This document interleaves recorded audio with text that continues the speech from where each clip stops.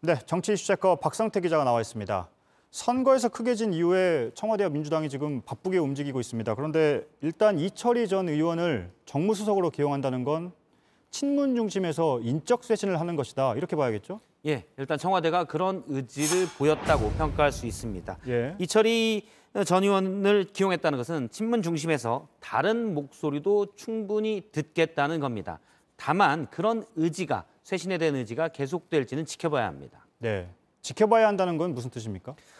연초부터 문재인 대통령은 몇 번 갈등만 있던 정국을 풀려는 모습을 보인 바 있습니다. 신년 기자회견에서는 당시 윤석열 검찰총장을 향해 문재인 정부의 검찰총장이라고 했고요. 합리적으로 평가받던 신현수 민정수석을 임명하면서 검찰과의 갈등을 좀 줄이려는 것 아니냐라는 해석이 있었죠. 예. 하지만 신현수 민정수석이 2달도 안 돼 사퇴하면서 모든 게 허사가 됐습니다. 지금은 임기 말이기 때문에 당청 관계의 무게중심이 청와대보다는 당에 더 쏠리기 마련입니다.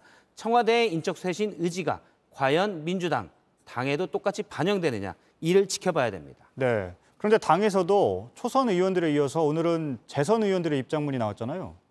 예, 제가 이 재선 모임에 참석한 의원들에게 물어보니까 예. 반성의 목소리가 많이 나왔다고 전했습니다. 일례로 한 재선 의원은 너무 반대 진영의 목소리를 듣지 않았는데 앞으로 좀 경청하겠다라는 얘기도 했고요.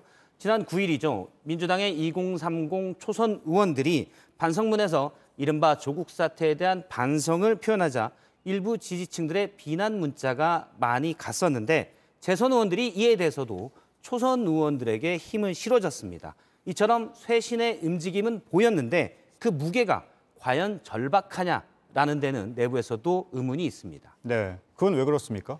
오늘 재선의 입장문을 쭉 보면 추상적인 표현들로만 이루어졌습니다.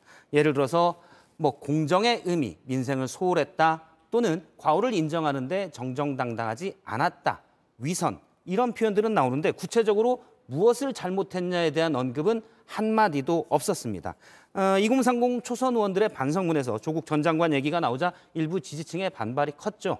구체적인 표현을 넣지 않은 것은 이를 염려했다는 해석입니다. 한 재선 의원은 이 재선 의원의 입장문이 실망스럽다라고 표현했었는데요.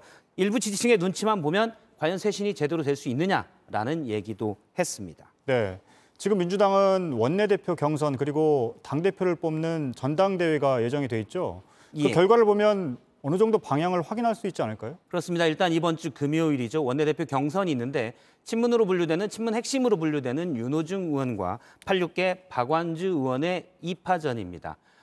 보궐선거 참패 전에는 윤호중 의원이 크게 이길 것이라는 예측이 많았는데 일단 당내에서 쇄신의 움직임이 있기 때문에 윤 의원 표가 어느 정도 될지 이걸 좀 지켜봐야 되고요. 하지만 이제 원내대표 경선은 의원들 간의 친소 관계도 있기 때문에 좀 따져볼 게 많이 있습니다. 예. 다음 달 초에 열리는 전당대회에서는 당원들의 당심이 그대로 반영될 것이기 때문에 사실은 가장 목소리가 큰 권리당원들이 어떤 표심을 내보이냐 이걸 확인할 수 있습니다. 네, 알겠습니다. 이슈체커 박상태 기자였습니다.